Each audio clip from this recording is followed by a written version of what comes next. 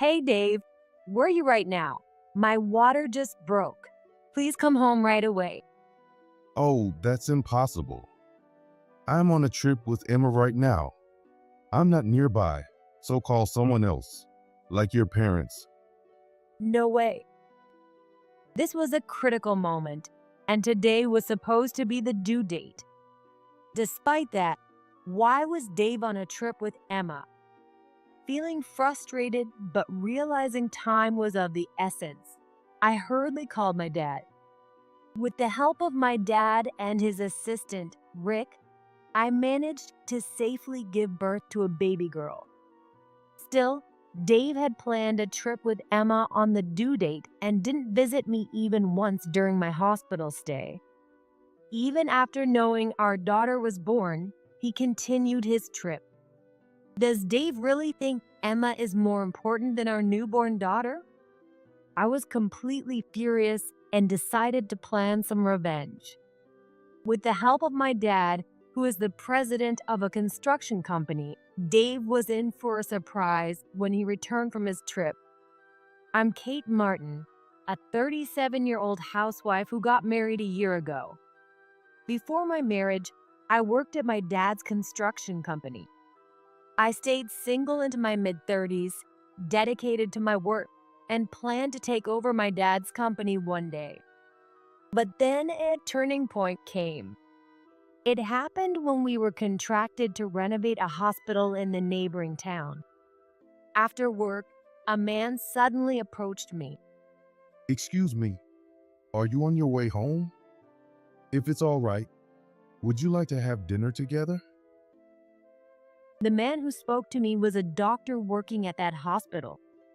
I had no particular plans, so I didn't find any reason to refuse and decided to go with him. The doctor's name was Dave Martin, 3 years older than me. He had noticed how hardworking I was and found me intriguing. Dave, like me, was dedicated to his work and still single. I hadn't had much luck with men until then, but I started to wonder if he was interested in me. After all, I was at an age where it wouldn't be strange to meet someone nice. However, I had the goal of taking over my dad's company. Since Dave was a doctor, I wondered if our futures were compatible. Curious, I asked about his views on marriage. So Dave, do you want the woman you marry to have a career? Dave smiled and answered, No. It might sound old-fashioned, but since my job requires me to be away from home a lot, I'd like my partner to focus on the household. But don't worry, I'll fully support and take care of you, so you won't have to worry about anything. Although he clearly expressed his thoughts, it wasn't the answer I was hoping for. Did I phrase my question wrong?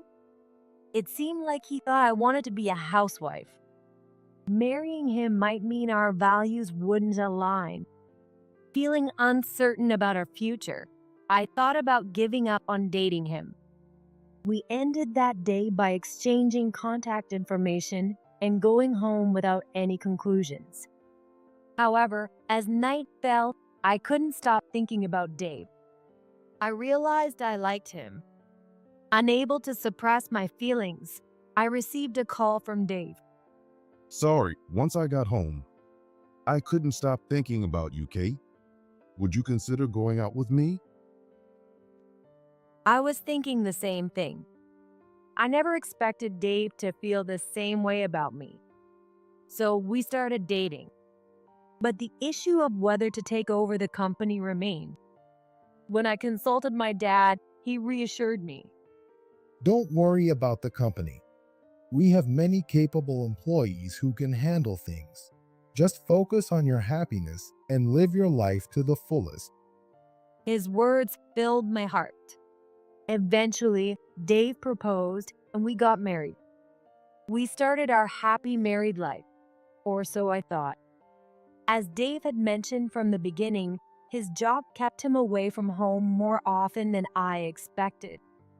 After getting married, I quit my job to become a full-time housewife. Even though I was determined to take care of our home, I started feeling lonely being alone so much. When Dave was home, I couldn't complain about feeling lonely since he came back tired. However, my worries didn't end there. Dave's salary was deposited into our joint account, but on payday, he would withdraw about half of it immediately. When I asked him what he was spending it on, he replied with an annoyed look, Medical work involves a lot of expenses for conferences and training. Plus, teamwork is crucial, so I can't refuse when my colleagues invite me out.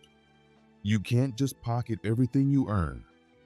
While it seemed reasonable, I couldn't really understand since I had never worked in healthcare. Still, I thought managing the rest was my responsibility as his wife. I didn't press further, fearing it would upset him. But was that a mistake? His withdrawals escalated each month. Initially, he left half for household expenses, but it soon dwindled to 1/3, then 1/4. No matter how much I tightened our budget, it wasn't enough. Whenever Dave came home, I asked why he spent so much, but he insisted it was necessary expenses. However, this seemed excessive. I was reaching my breaking point. How can we manage if you cut our living expenses this much, even if it is necessary? It's not my fault. If you need more money, why don't you get a job yourself? How could he say that now? I wanted to keep working, but it was Dave who asked me to quit.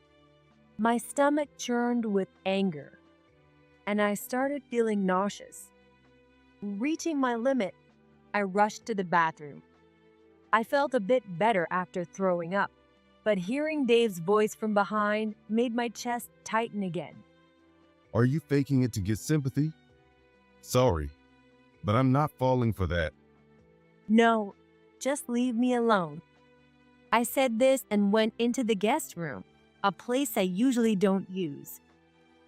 I couldn't stand sleeping in the same room as Dave tonight, so I decided to sleep here. However, even after lying down, the nausea wouldn't go away. It felt like something was stuck in my throat too. I couldn't sleep all night because I was so worried. Maybe it was some kind of internal organ disease. The next morning, still feeling sick, I ignored Dave as he left for work and headed to the hospital. I chose a hospital closer to home, not the one where Dave worked. After explaining my symptoms during the exam, I was oddly referred to the obstetrics and gynecology department.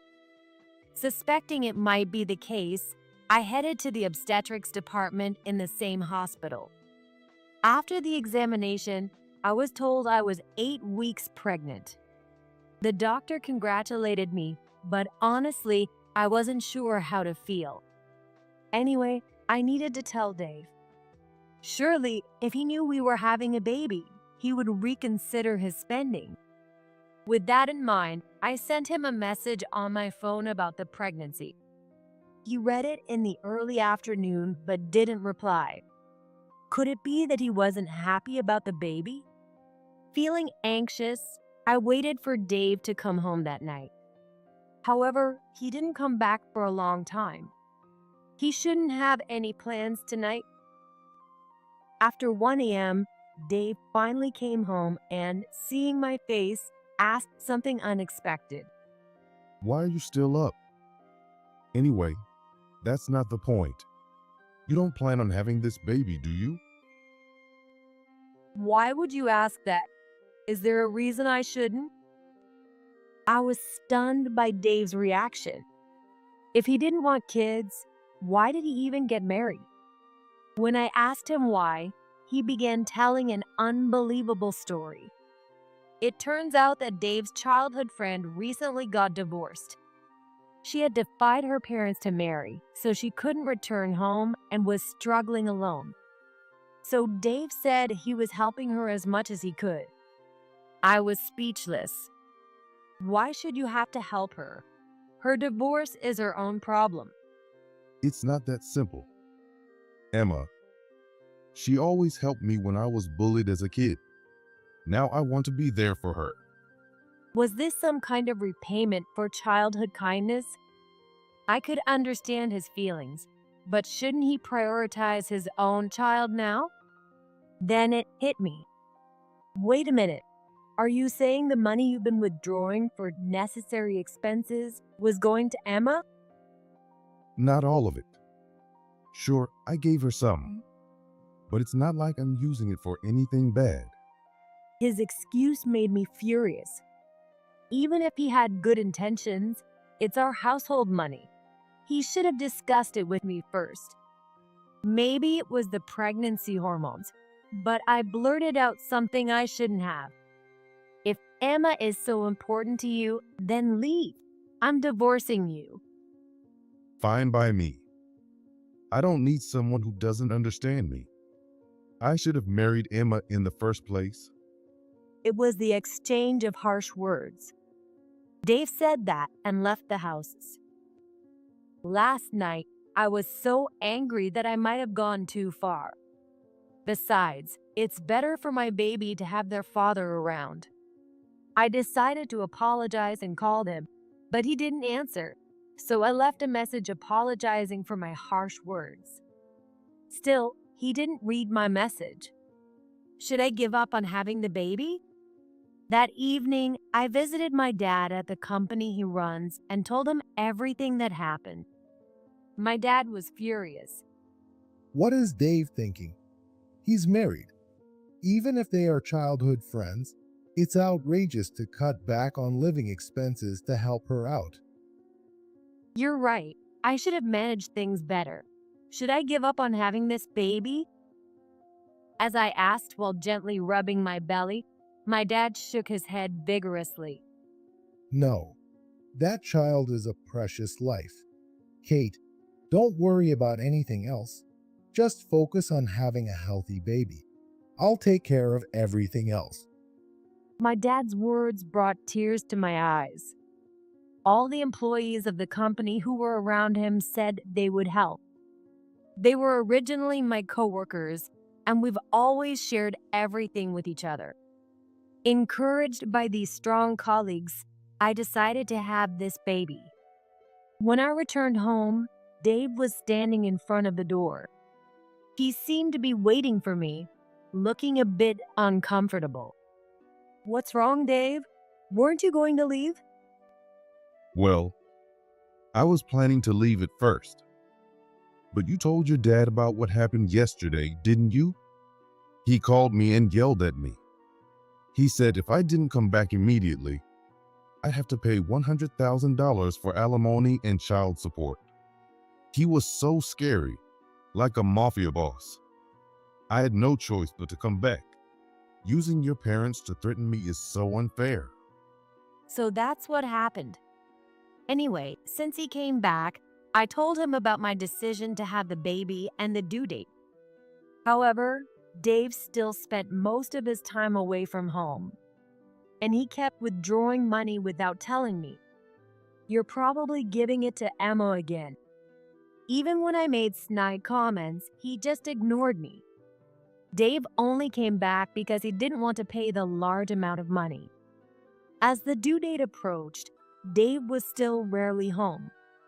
I didn't want to trouble my dad by having the baby at his house since he's the only man there, so I decided to wait at home for Dave. But even on the due date, he didn't come back. Being alone at home, I started to get anxious. Then it happened. Suddenly, I felt labor pains. And then a warm sensation. My water broke.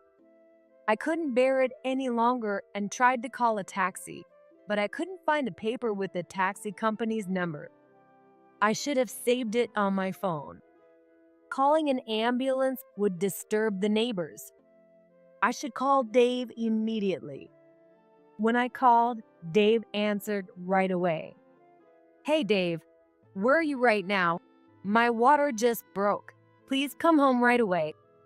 No, that's impossible. I'm on a trip with Emma right now.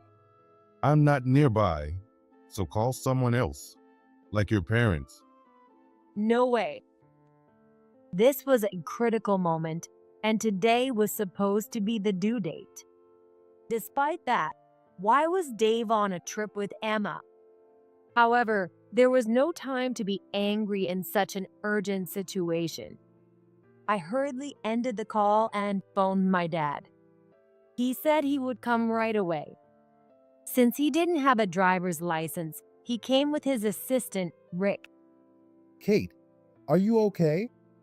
We're going to the hospital right now.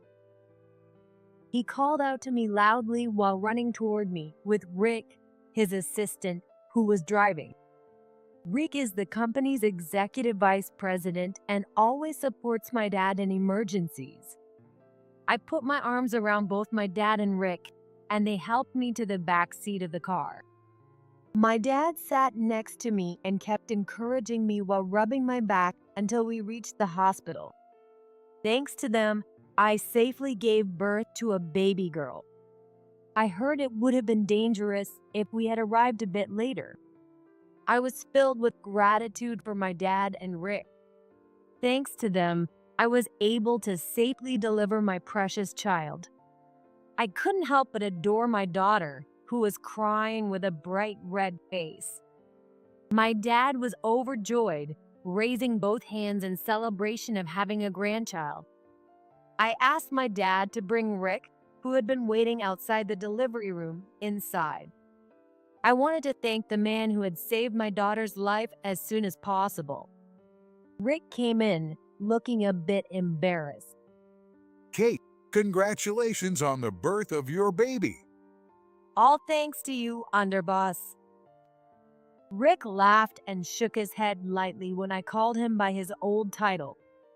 No, our company is now a legitimate company, so please don't call me that. Your daughter will be surprised. For a moment, the atmosphere felt warm, and I smiled. Was it just my imagination? My daughter, who had stopped crying at some point, now seemed to have a slight smile on her face. Seeing my daughter's peaceful expression, I resolved to make her happy no matter what. However, my spirits sank as I stayed in the hospital room. This was because I hadn't been able to contact Dave since then. He knew I was admitted to this hospital, and I had sent him my room number via message. The longer I waited for a response from Dave, the more depressed I became each day. Even after knowing his daughter was born, it seemed Dave continued his trip. Could Emma really be more important to Dave than his newborn daughter? I knew being upset wasn't good for my daughter. Still, I couldn't control my emotions. I kept recalling Dave's last words on the phone. What do you mean he is on a trip with Emma? Those words kept running through my mind like a reel of memories. I loved Dave so much that it made my blood boil. Finally, I snapped and decided to get back at him. As I meticulously planned my revenge in my head, a voice startled me from behind. What's wrong, Kate? You look scary. Snapping back to reality, I saw it was my dad. Dad, how long have you been standing there? I just came in. I was going to say something, but you looked so angry, staring at the floor. Is it about Dave? I nodded quietly in response to my dad's question. Was my expression that frightening? I instinctively looked in the mirror and tried to force a smile. Since my dad was here, I decided to ask him for help with something. It was about the revenge plan I had just come up with for Dave. Dad, I have a favor to ask. I need everyone at the company to help too. As I began explaining the details of my plan, my dad listened intently with his arms crossed, a serious look on his face. When I finished, he tilted his head and said, Isn't that a bit too much? You haven't even properly talked to him since your baby was born. Well, it's not like we have much work now, so it's fine. It's okay. Talking to Dave won't change anything. He won't learn his lesson unless we do something drastic. Please, Dad, I need your help. Desperately pleading with my hands clasped, my dad finally agreed to help. I could already picture Dave's surprised face. A week had passed since the birth. Even though I was in my late 30s, my recovery went smoothly, and I was discharged without any issues. After leaving the hospital, I decided to stay at my dad's house with my daughter. While I was in the hospital, everyone in the Blackwood family swiftly carried out the plan I had asked my dad for. On the way back to my dad's house, I made a stop and attached something to the restricted area rope. That something was. When I called the hospital where Dave works, I found out that he had taken a 2-week leave. He had requested time off, citing wife's expected delivery, but he had probably been enjoying a trip with Emma all this time. According to the dates he requested the leave, he should be coming home today. As I had expected, Dave called in the evening. As soon as I answered, he started yelling. Hey, why is our house an empty lot? What happened to the house and my stuff? And more importantly, where are you right now? Calm down, I'll explain everything.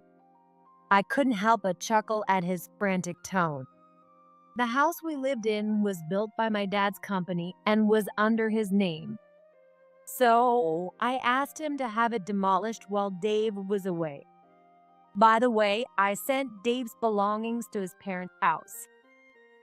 When I explained the situation to his parents over the phone, they were furious about Dave's behavior.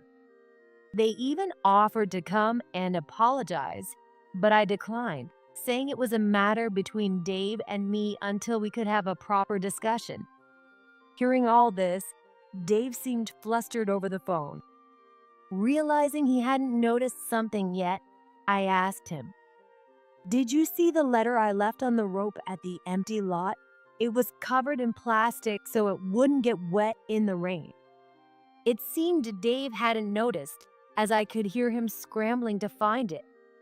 Oh, this? After hearing the sound of plastic and paper tearing, Dave started yelling again. Why is there a divorce paper here? And you've already filled out your part. What did I do to deserve this? Oh, you went on a trip with your childhood friend during such an important time as your wife's delivery. Isn't that a valid reason for divorce? Cheating? Where's your proof? I just went on a trip with Emma because she wanted to go to trip. I didn't do anything wrong. Don't make baseless accusations without evidence. Dave denied cheating, but I had solid proof. Right after giving birth, I told my dad about Dave and Emma's trip, and Rick heard it too.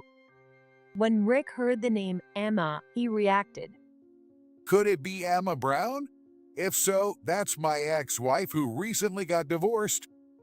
I remembered that Rick had gotten married about a year ago, but I had never seen his wife's face and recently heard that they had divorced. I described Emma's features as I knew them from Dave, and it seemed to match Rick's description. Then Rick said, If it's the hotel Emma mentioned wanting to go to, I have a good idea where it is. I'll send some of my colleagues to check it out. Following Rick's instructions, a few young employees from the company went to the hotel where Dave and Emma were staying.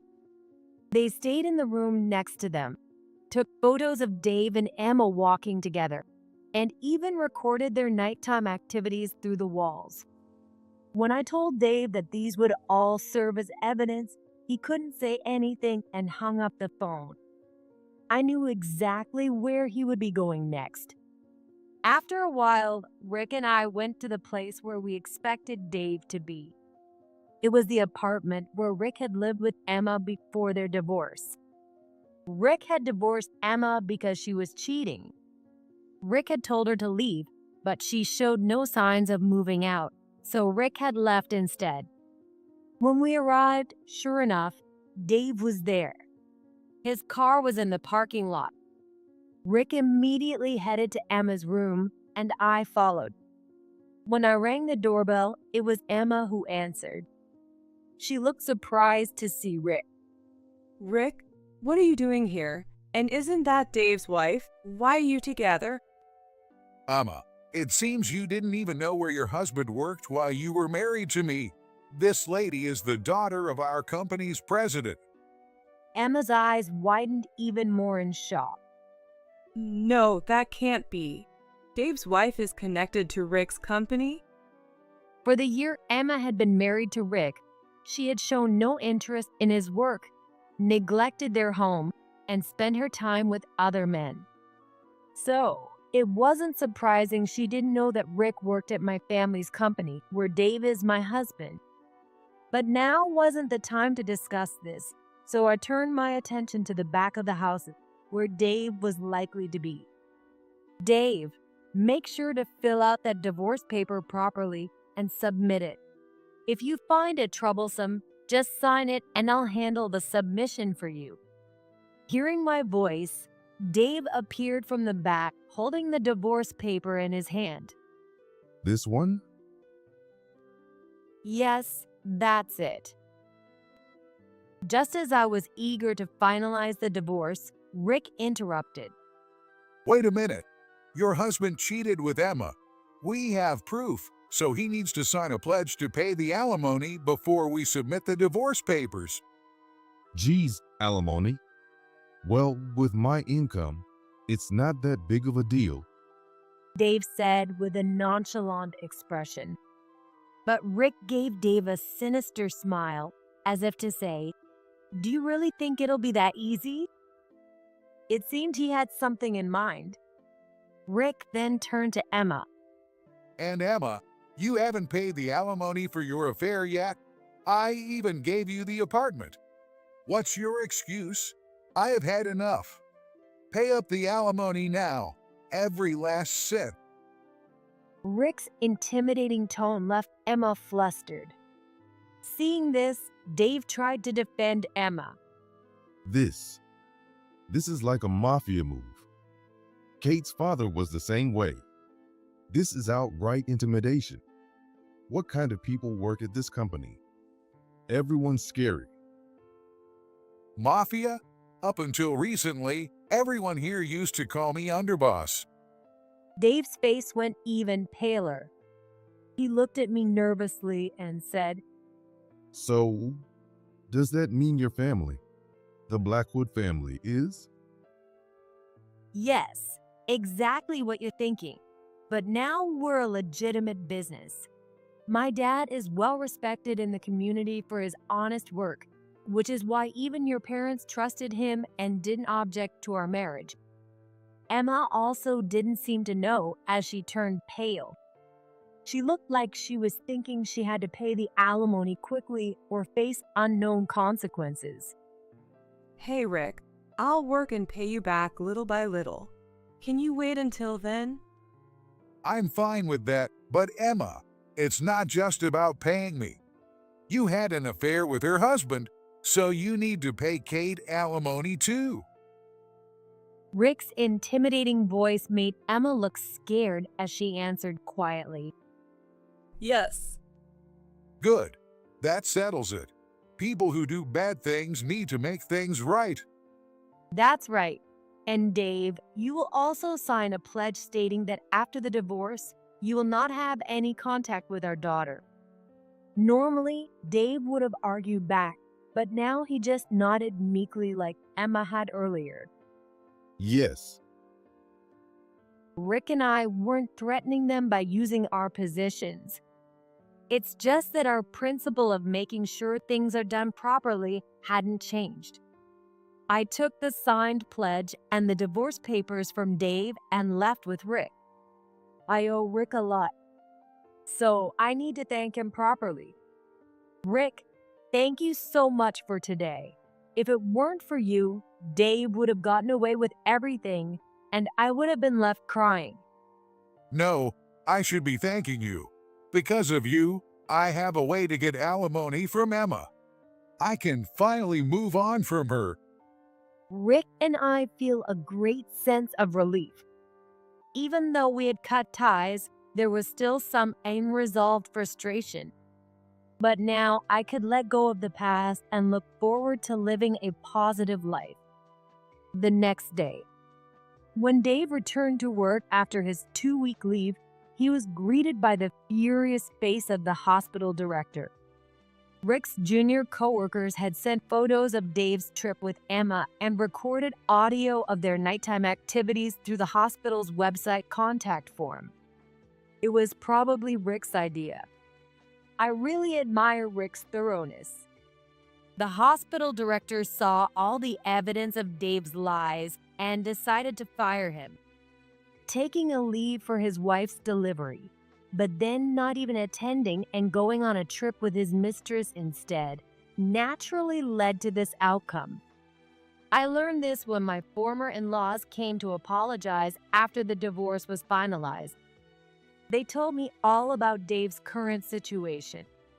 And so the alimony that Dave was supposed to pay was covered up front. Of course, he said he would make Dave pay it back later. Dave's inappropriate behavior had become well known among the local medical community.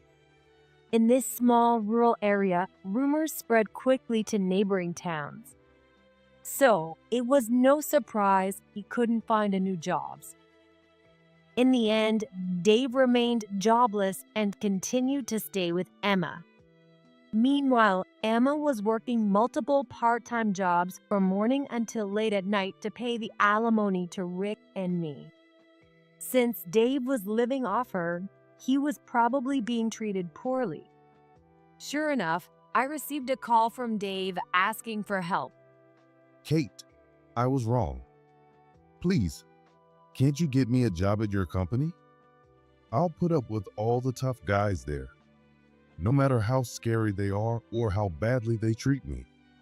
Oh, what happened? You were so scared of our company before. According to Dave, Emma was making him do a lot of chores since she was busy with her part-time jobs. Even for simple cleaning tasks, if he left any dust, she made him redo it. Furthermore, if she didn't like the seasoning of the food that Dave cooked, she threw it in the trash.